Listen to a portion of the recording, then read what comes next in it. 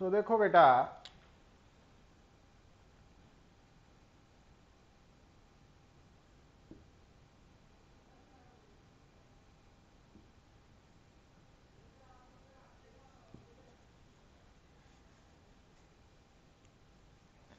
तो हुण आपां स्टार्ट करना वा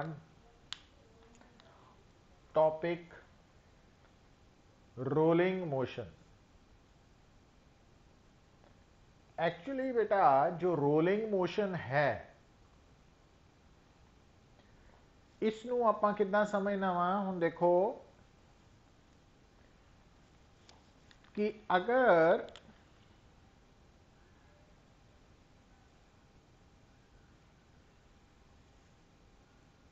आ साडे कोल एक बॉडी है,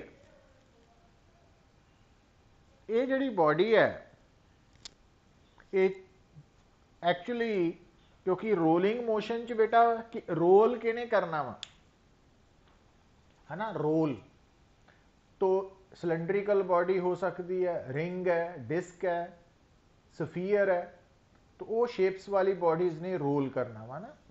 तो हुण आ जिहड़ी बॉडी है तुहाडे सामने, ये सफीयर भी हो सकता, डिस्क भी हो सकती, रिंग भी हो सकती है, सिलेंडर भी हो सकता। तो आपां इन जनरल गल कर रहे हैं बेटा। हुण ये जिहड़ी बॉडी है, हुण इत्थे गल नूं समझियो पुत,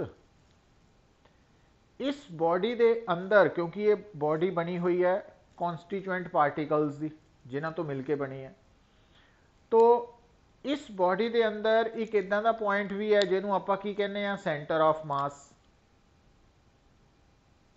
और आ बेटा इहदा सेंटर ऑफ मास है, आ पॉइंट है। हुण इस तो इलावा तुसी बॉडी दे अंदर पुत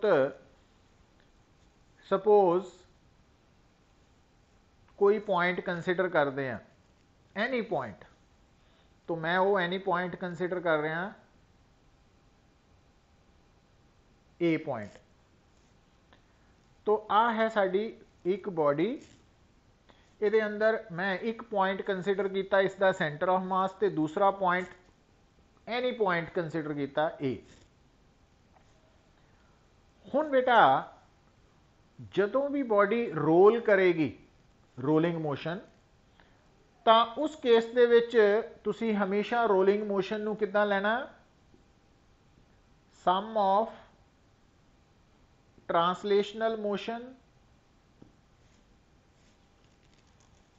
तो आ जिहड़ी बॉडी है बेटा, अगर वो ट्रांसलेशनल मोशन च है तो थानू कल दसिया सी कि ट्रांसलेशनल मोशन दे विच बॉडी दे हर पॉइंट दी, बॉडी दे हर पॉइंट दी वेलोसिटी सेंटर ऑफ मास वाली है, हर पॉइंट दी डिस्प्लेसमेंट सेंटर ऑफ मास वाली है, हर पॉइंट दी एक्सेलरेशन सेंटर ऑफ मास दी है। तो आप वेलोसिटी ते कंसनट्रेट करिए। तो ड्यूरिंग ट्रांसलेशनल मोशन जो रिजिड बॉडी है उसकी हर पॉइंट की वेलोसिटी कितनी है, जिन्नी उसके सेंटर ऑफ मास की।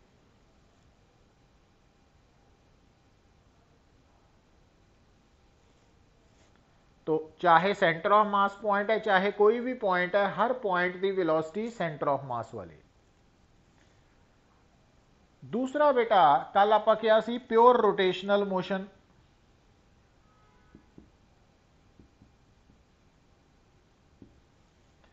हुण आ जिहड़ी बॉडी है प्योर रोटेशनल मोशन च की होएगा, जो सेंटर ऑफ मास है वो रेस्ट पे है, और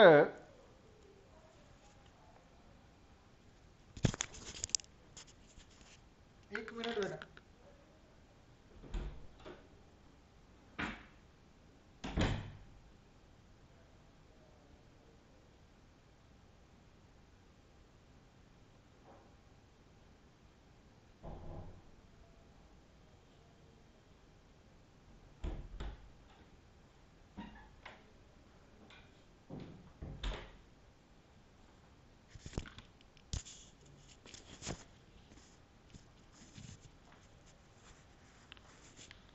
तो देखो बेटा, तो during rotational motion, pure rotational motion, centre of mass rest ते होएगा। तो अगर आप ये कहने कि बॉडी जिहड़ी है इसकी एंगुलर वेलोसिटी अगर ओमेगा वा, तो इस बॉडी के अंदर आप दो पॉइंट्स कंसिडर किए, एक सेंटर ऑफ मास, एक ए पॉइंट। तो आ वाला ए पॉइंट है ना, तो ये जिहड़ा ए पॉइंट है ये सेंटर ऑफ मास तो एक्सिस ऑफ रोटेशन तो कितनी दूर है बेटा, अगर आर है तो इस ए पॉइंट की जो वेलोसिटी है ड्यू टू रोटेशन वो कितनी है, ओमेगा आर। तो किधर नू है, इस line they perpendicular along the tangent.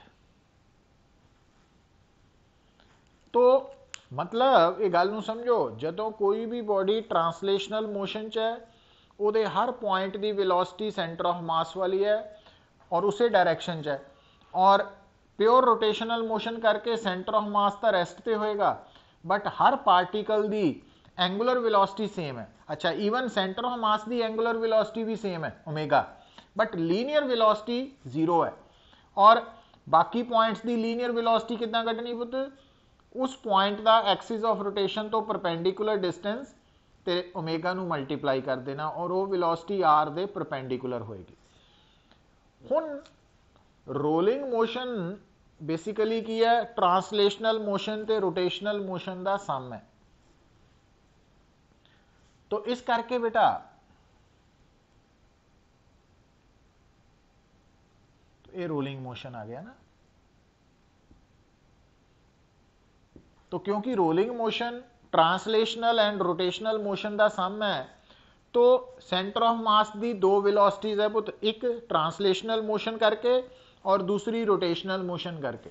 पर रोटेशनल करके क्योंकि जीरो ही है, इसका मतलब ड्यूरिंग रोलिंग मोशन जो सेंटर ऑफ मास है उसकी रिजल्टेंट वेलोसिटी की होएगी, VCM ही होएगी। पर जिहड़ा अदर पॉइंट है, जिस तरह आ ए पॉइंट है पुत, हुण इस ए पॉइंट की वेलोसिटी एक ट्रांसलेशनल मोशन करके VCM है,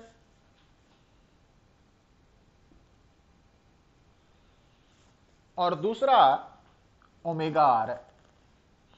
हुण आ देखियो बेटा, तो आ डिस्टेंस अगर आर है, तो अगर आप इस हॉरिजॉन्टल लाइन, तो आ एंगल अगर आप थीटा मान लीए, तो ओमेगा आर वेलोसिटी आर वाली लाइन दे परपेंडिकुलर है ना। हुण देखो, हुण इस केस दे विच तो आ वाली लाइन, आ डॉटेड लाइन इहदे परपेंडिकुलर है और आ वाली लाइन इसके परपेंडिकुलर है। तो आ एंगल जो है ਉਹਦੇ बारे आप अगर आप गल करिए, हुण ਇਹਦੇ 'ਚ देखियो तुसीं आ एंगल इदां भी लै सकते हो पुत, टॉप तो शुरू करके भी। तो अगर आप इथों टॉप मोस्ट पॉइंट तो शुरू करिए, अगर आ एंगल थीटा वा तो आ एंगल भी थीटा आएगा, ये ध्यान च रखना वा।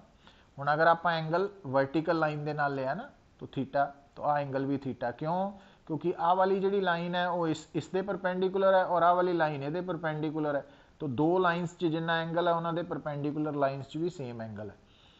हुण इहदा मतलब ए पॉइंट की बेटा रिजल्टेंट वेलोसिटी किद्दां कड्डूंगे, तो ए पॉइंट की रिजल्टेंट वेलोसिटी इन्हां दो वेलोसिटीज़ का वैक्टर सम है। तो under root a square plus b square plus 2ab cos theta. अच्छा, हुण एक गल सुनो पुत, हुण अगर आ साडा पॉइंट है, तो अगर आ पॉइंट P पॉइंट है, तो P point top most point हो गया। हुण ये जिहड़ा पॉइंट है इहदा सेंटर ऑफ मास तो दूरी कितनी है, रेडियस के बराबर, और थीटा 0 डिग्री। तो यदा मतलब अगर आप P पॉइंट की वेलोसिटी निकालनी है, वो की आ जाएगी VCM square plus omega r. हुण इत्थे कैपिटल आर आ जाना पुत, plus 2 VCM omega are cos 0 degree, है ना। A square plus b square plus 2ab, क्योंकि cos 0 1 है तो a plus B.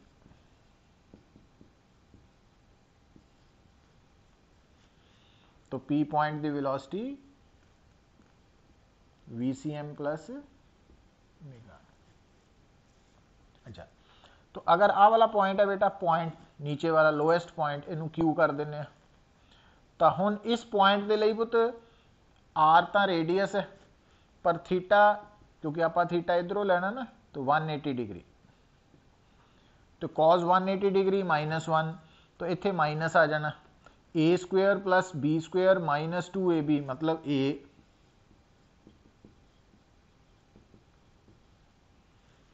This one. ठीक है, तो वी क्यू दी टोटल वेलोसिटी ये बराबर आ गई। अगर अच्छा,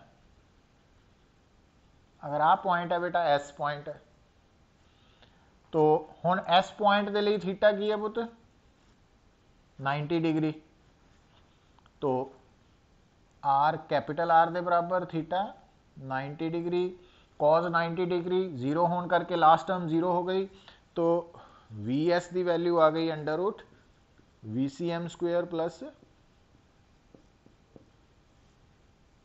और आ डायरैक्शन कितना निकालेंगे आप बेटा कि जेड़ा एस पॉइंट है, क्योंकि ये एक वेलोसिटी आ है वी सी एम और आ है ओमेगा आर, तो इथों पैरेललोग्राम कंप्लीट करके डायगनल।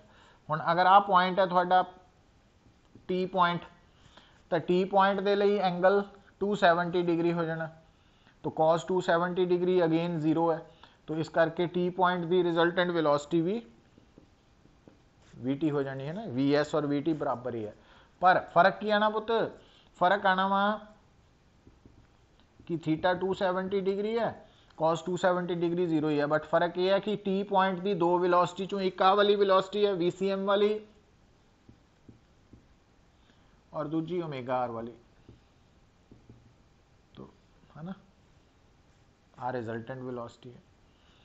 तो कहने का मतलब ये बेटा कि तुसी इस फार्मूला दे नाल अगर कोई बॉडी रिजिड बॉडी रोल कर रही है, तो तुसी इस फार्मूला दे नाल उस बॉडी की रिजल्टेंट वेलोसिटी निकाल सकते हैं, उस बॉडी के अंदर गिवन पॉइंट की रिजल्टेंट वेलोसिटी निकाल सकते हैं। तो और डायरैक्शन के लिए तुसी पैरेललोग्राम लॉ यूज कर सकते हैं, जिदा आप इत्थे टी लिए किया ना या एस लिए किया वा, उहदे अकॉर्डिंगली।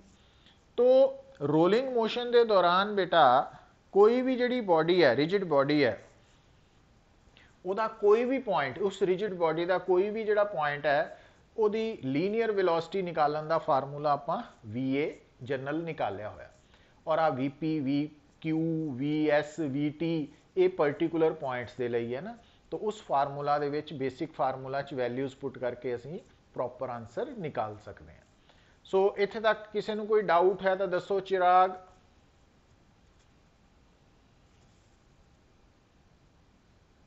समूहन, लक्ष्य, भरत, यथार्थ, साहिल,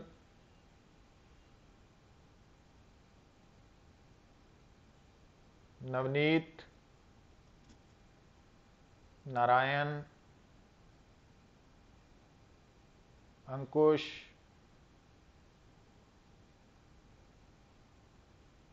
ठीक है बेटा। समूहन, हुण देखो बेटा, तो एक तो ये साडा, दूसरी गल देखो, गल नूं हुण समझो, अगर थोड़े सामने कोई भी बॉडी रोल कर रही है ना, रिजिड बॉडी, क्योंकि रिजिड बॉडी ही साडे सिलेबस च, तो उस रिजिड बॉडी के अंदर अगर हर पॉइंट की किसी भी गिवन पॉइंट की आप अगर वेलोसिटी निकालनी है, तो वह फार्मूला जनरल है V A under root V C M square plus omega R square plus 2 V C M omega are cos theta.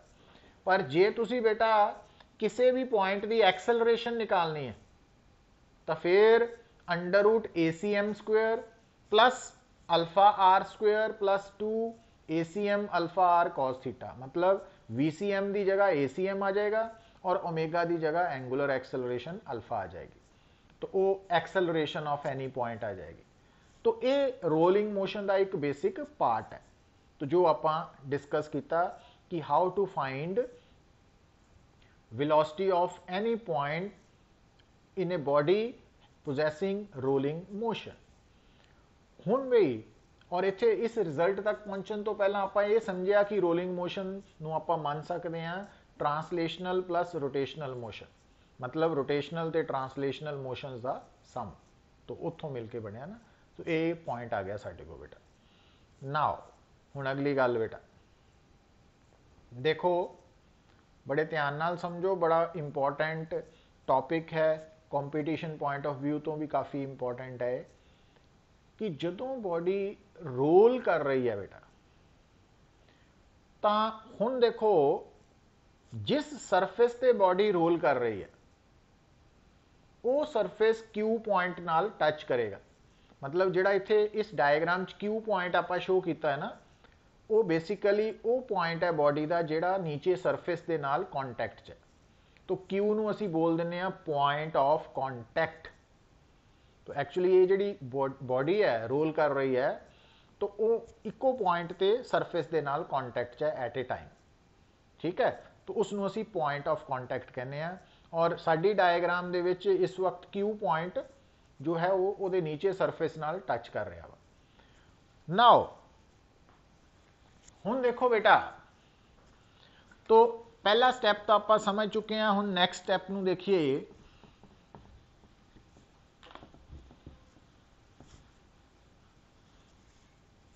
Next step नूं समझिए कि अगर बेटा आ बॉडी है, तो आ बॉडी का सेंटर ऑफ मास है, तो आ अगर टॉप मोस्ट पॉइंट है ना P, और आ जिहड़ा लोअर मोस्ट पॉइंट है Q।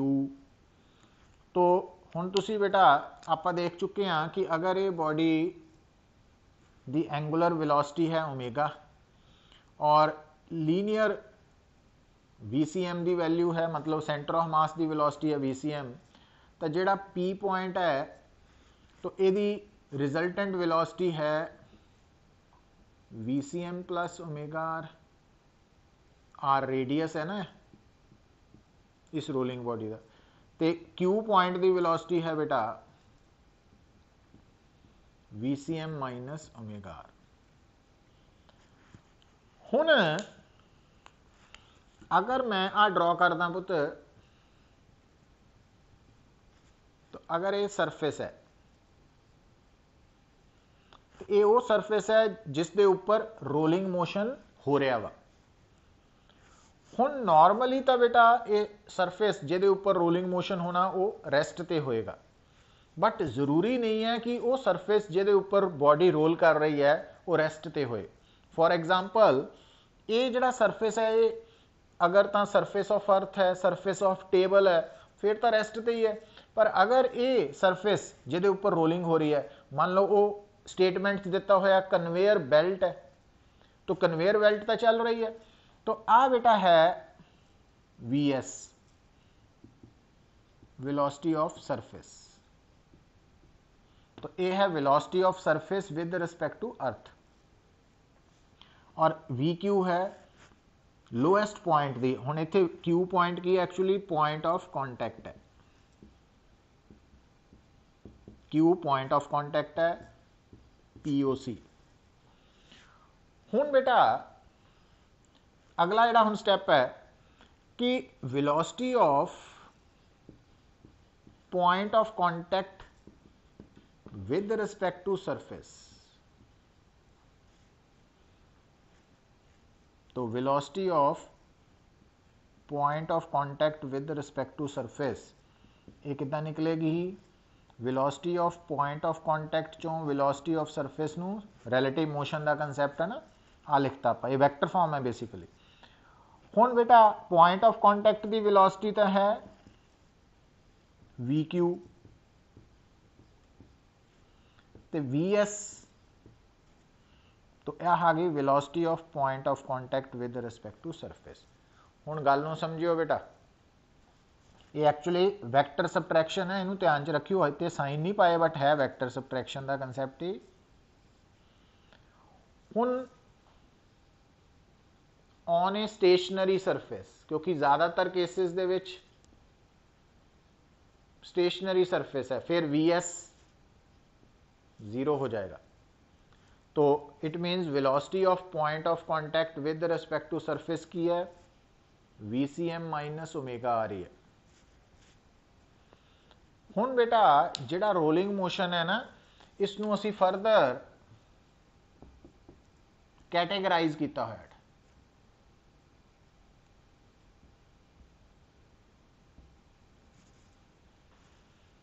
तो फर्स्ट वन है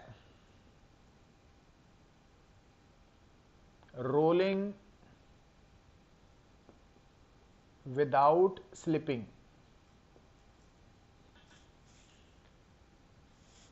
हुण बेटा जदों, क्योंकि मेजर साडा यही पार्ट है जो सिलेबस का पार्ट है रूटीन दे विच, रोलिंग विदाउट स्लिपिंग, बिना स्लिप किते रोल करना।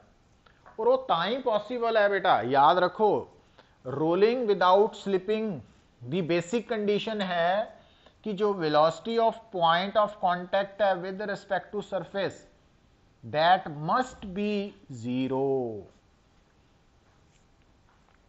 तो अगर जो बॉडी सरफेस ते रोल कर रही है, अगर उसके पॉइंट ऑफ कॉन्टैक्ट की velocity with respect to surface 0 है ना, तो वो रोलिंग विदाउट स्लिपिंग पोजेस कर रही है। तो अगर बेटा स्टेशनरी सरफेस की गल करिए, तो velocity of point of contact with respect to surface होंदी है VCM माइनस ओमेगा आर। तो ऑन ए स्टेशनरी सरफेस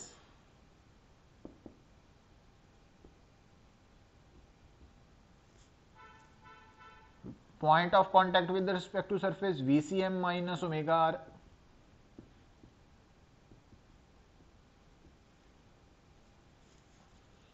तो यदा मतलब अगर थोड़ा जो तुसी मोशन जिहदे बारे स्टडी कर रहे हैं, जिहदे बारे प्रॉब्लम्स नू सॉल्व कर रहे हैं, अगर वो मोशन एक तो है रोलिंग मोशन है और विदाउट स्लिपिंग है, बिना स्लिप किते, तो उस केस दे विच, और हो कित्थे रहा स्टेशनरी सरफेस ते, तो उस केस दे विच तुसी VCM दी value is equal to omega r या ओमेगा आर दी value is equal to VCM आपस च इंटरचेंज कर सकते हैं। पर यह सिर्फ कदों है जदों रोलिंग विदाउट स्लिपिंग है ऑन ए स्टेशनरी सरफेस। ये ध्यान च रखना बेटा। और क्योंकि साडे सिलेबस च रोलिंग विदाउट स्लिपिंग ही है और सारे मैक्सीमम केसेस दे विच सरफेस रेस्ट ते ही है, तो ये वाली कंडीशन अप्लाई होनी है, VCM is equal to omega R. अच्छा हुण बेटा तो ये रिजल्ट भुलना नहीं है। अच्छा हुण तुहानूं दस्सिया कि मैं कि रोलिंग विदाउट स्लिपिंग दे विच तुसी की कंडीशन फॉलो कर रहे हैं कि जिहड़ा पॉइंट ऑफ कॉन्टैक्ट है ना बॉडी का, वो with respect to surface rest ते है, VPOCS 0 का मतलब है कि जिहड़ा पॉइंट ऑफ कॉन्टैक्ट है वो उस मूवमेंट लई रेस्ट ते है विद रिस्पेक्ट टू सरफेस। इहदा मतलब रोलिंग विदाउट स्लिपिंग जदों भी होएगी तो बॉडी ते सरफेस दे विच केड़ी फ्रिक्शन होएगी बेटा, स्टैटिक फ्रिक्शन। क्यों? क्योंकि VPOCS velocity of point of contact with respect to surface 0 है ना रोलिंग विदाउट स्लिपिंग। इस करके जदों भी rolling without slipping motion study करांगे तो बॉडी और सरफेस दे विच जिहड़ी फ्रिक्शन है वो केड़ी होएगी, स्टैटिक फ्रिक्शन, काइनेटिक नहीं। क्योंकि जिहड़ा सरफेस है विद रिस्पेक्ट टू सरफेस, जो बॉडी है उहदा surface with respect to surface वो रेस्ट ते है, ना कि मूव कर रहा, स्लाइड कर रहा। इस करके ये याद रखना कि जदों भी कोई बॉडी रोल करेगी विदाउट स्लिपिंग, तो उस केस दे विच जो फ्रिक्शन आएगी between the rolling body and the surface in contact, तो वो स्टैटिक फ्रिक्शन आएगी। और स्टैटिक फ्रिक्शन की वैल्यू मिनिमम 0 हो सकती है तो मैक्सीमम लिमिटिंग के बराबर हो सकती है। सो इसका मतलब वो कंडीशन डिसाइड करेगी कि जिहड़ी स्टैटिक फ्रिक्शन है वो कितनी है। तो इसका मतलब रोलिंग विदाउट स्लिपिंग के दौरान क्योंकि बॉडी ਜਿਹੜੀ ਰੋਲ ਕਰ ਰਹੀ ਹੈ ਔਰ ਸਰਫੇਸ ਜਿਹਦੇ ਉੱਪਰ ਰੋਲ ਕਰ ਰਹੀ ਹੈ, ਦੋਨਾਂ ਦੇ ਵਿੱਚ ਸਟੈਟਿਕ ਫ੍ਰਿਕਸ਼ਨ ਹੋਣੀ ਹੈ ਔਰ ਸਟੈਟਿਕ ਫ੍ਰਿਕਸ਼ਨ ਦੀ ਵੈਲਿਊ 0 ਵੀ ਹੋ ਸਕਦੀ ਹੈ ਤੇ ਮੈਕਸਿਮਮ VL ਵੀ ਹੋ ਸਕਦੀ ਹੈ ਨਾ, ਇਨ ਬਿਟਵੀਨ ਕੋਈ ਵੀ ਹੋ ਸਕਦੀ। ਸੋ ਇਹਦਾ ਮਤਲਬ ਫ੍ਰਿਕਸ਼ਨ ਜਿਹੜੀ ਹੈ ਉਹ ਅਗਰ 0 ਹੈ ਤਾਂ it means rolling without slipping ਚ ਫ੍ਰਿਕਸ਼ਨ ਨਹੀਂ ਵੀ ਹੋ ਸਕਦੀ ਤੇ ਮੈਕਸਿਮਮ ਵੀ ਹੋ ਸਕਦੀ ਹੈ। तो फ्रिक्शन स्टैटिक है, ये याद रखना वा, बड़ा इंपॉर्टेंट पॉइंट है। अच्छा, तो रोलिंग विदाउट स्लिपिंग के दौरान बेटा हुण आपां नूं गल पता लग चुकी है कि जो कंडीशन है वो किहड़ी है। इस तो इलावा दो होर रोलिंग मोशन है, एक विद फॉरवर्ड स्लिपिंग और एक है विद बैकवर्ड स्लिपिंग। ठीक है, पर वो क्योंकि साडे सिलेबस का पार्ट नहीं है इस करके उहदे बारे आपां हाले डिस्कस नहीं करना, तो सिर्फ ये ते ही कंसनट्रेट करना। अच्छा, और क्योंकि बेटा जदों भी रोलिंग विदाउट स्लिपिंग मोशन होएगा on a stationary surface VCM अगर ओमेगा आ रहा है, तो अगर आप इस इक्वेजन नूं दोनों साइड्स नूं टाइम दे नाल डिफरेंशिएट करिए तो VCM दा बन जाना वा, और रेडियस तो कांस्टेंट ही है, तो ACM is equal to D omega by dt alpha R. तो ये कंडीशंस साडे नाल चलणगियां ना, इन्हां नूं याद रखना वा, क्योंकि मैक्सीमम केसिस दे विच जो साडा रोलिंग मोशन है वो विदाउट स्लिपिंग है ऑन ए स्टेशनरी सरफेस, इस करके VCM ओमेगा आर के बराबर, R radius of the rolling body है और ACM अल्फा आर के बराबर। तो अल्फा और ओमेगा पता ही है, एंगुलर वेलोसिटी ओमेगा व अल्फा एंगुलर एक्सेलरेशन है ना। तो ये पॉइंट्स जिहड़े आ ये समझने आ, याद रखने हैं। हुण बेटा नैक्सट जिहड़ी गल आपां करन लगे हैं रोलिंग मोशन बारे, तो ये दो कंडीशंस याद रखो। तो basic condition rolling without slipping दी आ वाली है 0, पर स्टेशनरी सरफेस लई VPOCS की वैल्यू VCM माइनस ओमेगा होने करके दिस वन है। पर जे सरफेस स्टेशनरी नहीं सी, है ना, ये भी याद रखना पुत, जो सरफेस स्टेशनरी नहीं सी तो फिर VPOCS की value VCM minus omega R minus VSC। तो यदा मतलब जो ये 0 है रोलिंग विदाउट स्लिपिंग लई, पर VCM minus omega R minus VS की वैल्यू अगर 0 है तो VCM की value omega R plus VS आ जाएगी, है ना। तो तुसी की देख रहे हैं, तो आ भी रोलिंग विदाउट स्लिपिंग ही है और आ भी रोलिंग विदाउट स्लिपिंग ही है। ये उस सरफेस ते है जिहड़ा आप खुद भी मोशन च है और ये उस सरफेस ते है जिहड़ा स्टेशनरी है। सो इहदा मतलब जिहड़ी गल नूं समझियो पुत, रोलिंग विदाउट स्लिपिंग की जिहड़ी बेसिक कंडीशन आ दिस वन, तो आ उहदा स्पैशल केस है कि जदों स्टेशनरी सरफेस ते हो रही है। फिर आया इसका मतलब VCM हमेशा ओमेगा आर के बराबर नहीं है ड्यूरिंग रोलिंग विदाउट स्लिपिंग। तो VCM ओमेगा आर के बराबर सिर्फ उदों है जो rolling without slipping motion stationary surface ते हो रहा। तो ये पॉइंट्स नूं डिस्टिंग्विश करना बड़ा जरूरी है। नाउ हुण बेटा जदों कोई भी बॉडी रोल कर रही है तो उस केस दे विच एक गल होर समझनी है बेटा, जदों भी कोई बॉडी रोल कर रही है ना, रोल, हुण देखो हुण आ जिहड़ा पेन है तो ये रोल कर रहा है, ये रोल कर रहा है ना, अगे भी जा रहा तो घूम भी रहा, रोलिंग मोशन है। हुण आ देखियो, तो आ मोशन जिहड़ा वा ये रोटेशनल मोशन है, इक्को जगह तो हो रहा ना। पर अगर बॉडी इदा अगे नूं भी जा रही है ना, तो ये रोलिंग मोशन है ना। हुण पुत्र जिहड़ी गल तुसी याद रखनी है, थोड़ा ध्यान दिओ। हुण देखो अगर आ सरफेस है और आ बॉडी है, ये सिलेंड्रिकल बॉडी है, तो तुसी साइड तो जिहड़े देख रहे हैं तुहानूं ये डिस्क नज़र आ रही है ना। आ सिलेंडर है बट साइड तो डिस्क नज़र आ रही है ना। तो जे हॉलो सिलेंडर हुंदा सिलेंड्रिकल पाइप तो साइड तो रिंग नज़र आनी सी तुहानूं। तो एनीवे हुण इधर देखियो बेटा, हुण आ जदों बॉडी रोल कर रही है इदां, है ना, आ रोल कर रही है, आ बॉडी रोल कर रही है ना तुहाडे सामने। तो इस रोलिंग बॉडी जिहड़ा तुसी व्यू देख रहे हैं वो थानू डिस्क नजर आ रही है। तो आ बेटा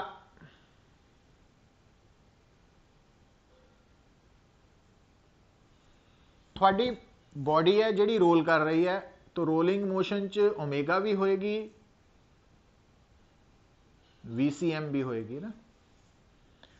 तो हुण बेटा जदों भी बॉडी रोल करती है तो एक तो आपां जिहड़ी एक्सिस लैनी है जनरली वो किहड़ी होनी है, तो आ जिहड़ी एक्सिस है ड्यूरिंग रोलिंग मोशन ये है सेंट्रोइडल एक्सिस। क्यों? क्योंकि ये एक्सिस बॉडी के सेंटर ऑफ मास चो निकल रही है।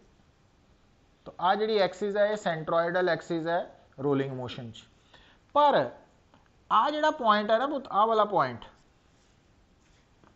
इस पॉइंट ते बॉडी अपने नीचे जिहड़ा सरफेस है जिहदे उपर रोलिंग मोशन हो रहा उहदे नाल कॉन्टैक्ट च है। तो आ जिहड़ा पॉइंट है आ वाला डॉट, तो ये जिहड़ा पॉइंट है डॉट है, तो अगर आप इनू एक्सिस ऑफ रोटेशन मनीए दिस इज, तो आ है एक्सिस ऑफ रोटेशन पर ये क्योंकि सेंटर ऑफ मास चो निकल रही है इस करके ये सेंट्रोइडल एक्सिस है। और आ जिहड़ी है ये वाली जिहड़ी एक्सिस है ये कित्थों निकल रही है पुत, पॉइंट ऑफ कॉन्टैक्ट चो। तो इनू असी पता की कहने हैं दिस, तो this axis is known as instantaneous axis of rotation, और आ है centroidal axis, and both are parallel axis। तो जदों तुसी रोलिंग मोशन स्टडी करना बेटा, तो तुसी उस रोलिंग मोशन नू स्टडी करते वक्त या तो सेंट्रोइडल एक्सिस चूज कर सकते हैं या इंस्टेंटेनियस एक्सिस, जिहड़ी मर्जी एक्सिस मान सकते हैं, नो प्रॉब्लम एट ऑल। तो और दोनों एक्सिस एक दूजे दे पैरेलल है, ये भी याद रखो। अच्छा हुण बई जदों तुहाडे सामने बॉडी रोटेट कर रोल कर रही है और उस रोलिंग बॉडी दी असी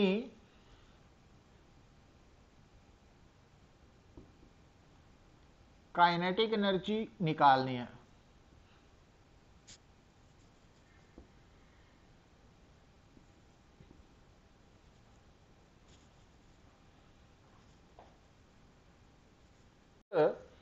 कि जदों आपां kinetic energy of rolling body निकालनी है तो थोड़े को फर्स्ट ऑप्शन है इस फार्मूला नू यूज करन दी हाफ आई ओमेगा स्क्वेयर। पर जदों तुसी ये फार्मूला यूज करना फिर आई रोलिंग बॉडी दा मूवमेंट ऑफ इनर्शिया लेना, बट केड़ी एक्सिस दे अबाउट, इंस्टेंटेनियस एक्सिस दे अबाउट। जबकि जे तुसी रोलिंग काइनेटिक एनर्जी निकालने लिए फार्मूला यूज करते हैं तो आई सी यूज होना, मतलब इस रोलिंग बॉडी का movement of inertia about centroidal axis. और प्लस क्योंकि रोलिंग मोशन ज्यादातर केसेस दे विच स्टेशनरी सरफेस ते होना, तो VCM की वैल्यू ओमेगा आर के बराबर लेनी। तो हुण उहदे लई जदों आपां इस गल नूं समझण लई एक एग्जाम्पल लै लई कि मान लो ये रोलिंग बॉडी अगर सिलेंडर है तो सिलेंडर का IC हाफ MR स्क्वेयर है, तो इस फार्मूला के अकॉर्डिंगली के रोलिंग की वैल्यू जिहड़ी है वो ये बराबर आ गई ना 3/4 सॉल्व करके। और इसे सिलेंडर का अगर आपां काइनेटिक एनर्जी निकालनी है यूजिंग दिस फार्मूला तो फिर वो वैल्यू आ गई अगेन दिस वन। हुण पर इत्थे आई की वैल्यू किद्दां निकाली है पुत, पैरेलल एक्सिस थ्योरम तो IC प्लस MR स्क्वेयर, क्योंकि आ जिहड़ा परपेंडिकुलर डिस्टेंस है बिटवीन टू पैरेलल एक्सिस वो R के बराबर है ना, तो इस करके वो ध्यान च रख लेना। और इनू तुसी बाकी बॉडीज लई भी चैक कर सकते हैं, स्फीयर लई भी है ना, डिस्क लई भी, रिंग लई भी। डिस्क वाला तो सेम ही आना वा सॉलिड सिलेंडर वाला, तो वो केसेस तुसी चैक कर सकते। हुण बेटा ये एक होर गल नोट करनी तुसी, जिहड़ी कि बहुत बार एग्जामिनेशन च आंदी है, वो की है, वो है बेटा कि जदों बॉडी रोल कर रही है, क्योंकि थानू मैं दसिया कि जदों बॉडी रोल करती है तो आप रोलिंग मोशन नूं की कंसीडर करते हैं, sum of translational motion and rotational motion. तो यदा मतलब आप कह सकते हैं कि जदों बॉडी रोल कर रही है तो उसकी जिहड़ी काइनेटिक एनर्जी है उहदे च ट्रांसलेशनल मोशन की भी कंट्रीब्यूशन है तो रोटेशन की भी कंट्रीब्यूशन है। मतलब जो टोटल रोलिंग काइनेटिक एनर्जी है उहदे च कुछ परसेंट ट्रांसलेशनल मोशन की काइनेटिक एनर्जी है और कुछ परसेंट रोटेशनल दी है, बाकी कह लो। हुण देखियो बेटा, हुण जो के रोलिंग है, के रोलिंग, तो यदी वैल्यू अगर हाफ आई ओमेगा स्क्वेयर है तो एक्चुअली रोलिंग मोशन जो असीं कहने ना ट्रांसलेशनल प्लस रोटेशनल, तो रोटेशनल का मतलब प्योर रोटेशनल, और प्योर रोटेशनल दी जो एक्सिस ऑफ रोटेशन है वो सेंट्रॉइडल एक्सिस होंदी है। तो के रोलिंग जिहड़ा वा हाफ आई ओमेगा स्क्वेयर के बराबर है के टी प्लस, और आ वैल्यू के बराबर है half I C omega square. जिहड़ा प्योर रोटेशनल मोशन है वो हमेशा उस एक्सिस के अबाउट हो रहा वा जिहड़ी सेंटर ऑफ मास चो पास करती है। क्यों? कल गल दसी सी कि जिहड़ा प्योर रोटेशनल मोशन है उहदे विच सेंटर ऑफ मास की वेलोसिटी ड्यू टू रोटेशन 0 होनी चाहिए है ना, और वो तां ही पॉसीबल है जेकर pure rotation they which axis of rotation centroidal axis होए।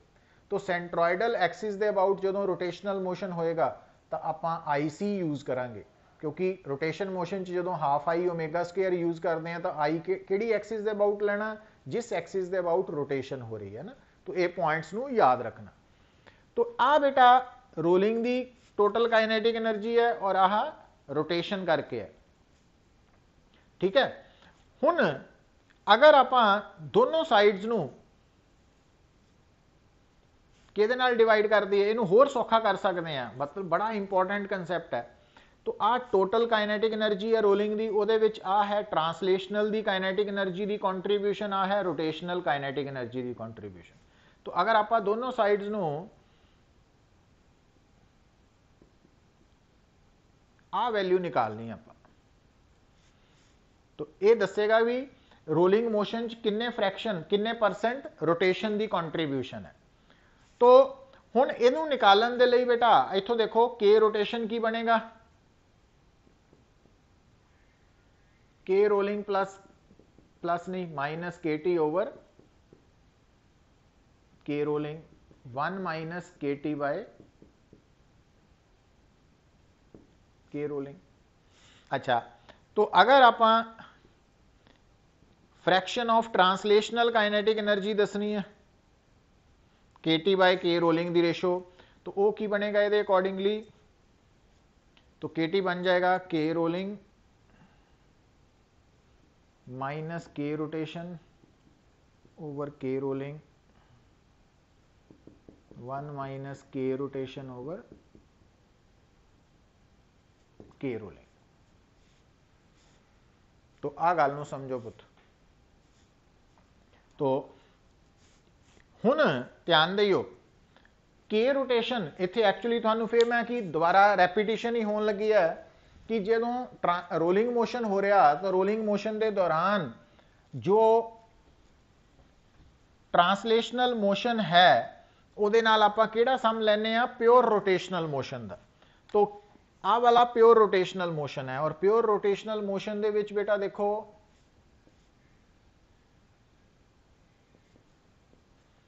आ कितना होना half I C omega square, और आ है half I omega square. I की है इंस्टेंटेनियस एक्सिस वाला, हाफ ओमेगा स्क्वेयर कट्टे गए तो के टी बाय, ये बड़ा इंपॉर्टेंट रिजल्ट है, इनू याद रखना कितना आया वो भी पता होना चाहिए, 1 माइनस आई सी बाय आई।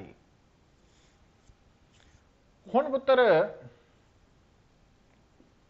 आई की वैल्यू आप I C plus M R square तो निकालते हैं। हुणी आप गल की सी ना भी आ जी एक्सिस है तो इस सेंट्रॉइडल के पैरलल है ना। हुण इस गल नूं मैं हुण न्यूमैरिकल फॉर्म च लिया रहा पुत कि मान लो एक सॉलिड है, तो अगर कोई बॉडी सॉलिड बॉडी रोल कर रही है, अगर मान लो कोई सॉलिड बॉडी रोल कर रही है और वो सानू पुछदा वा कि दसो कि अगर सॉलिड बॉडी रोल कर रही है तो किन्ने परसेंट जो काइनेटिक एनर्जी है टोटल ਉਹਦਾ किन्ने परसेंट ट्रांसलेशनल है तो किन्ने परसेंट रोटेशनल है। तो उस केस च बेटा हुण अगर आप आ वैल्यू दसनी है KT बाय K रोलिंग तो 1 माइनस IC सॉलिड सफीयर ਲਈ की लेना तो सॉलिड सफीयर के लिए IC ले लेना पुत आप 2/5 mr²। तो I की वैल्यू की बननी है 2/5 mr² प्लस mr² 7/5 mr²। तो ये बन गया 1 माइनस 2/7 तो 5/7 है ना। तो ये 5/7 जो है वो ट्रांसलेशनल है। तो जे आप रोटेशनल की परसेंटेज कढ़नी है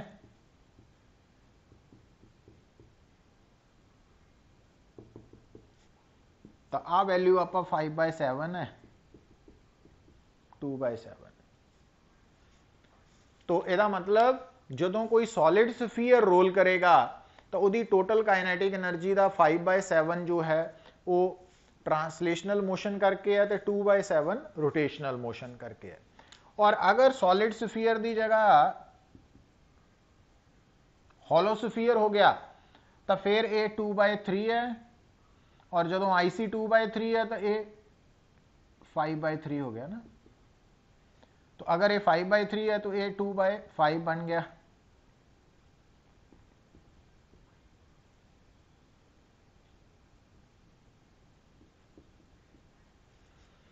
तो हॉलो सफीयर के केस च जो ट्रांसलेशनल काइनेटिक एनर्जी है वो रोलिंग काइनेटिक एनर्जी का 3/5 है और रोटेशनल 2/5 है। तो अगर बेटा रोलिंग बॉडी रिंग है तो रिंग के केस च IC की है mr²।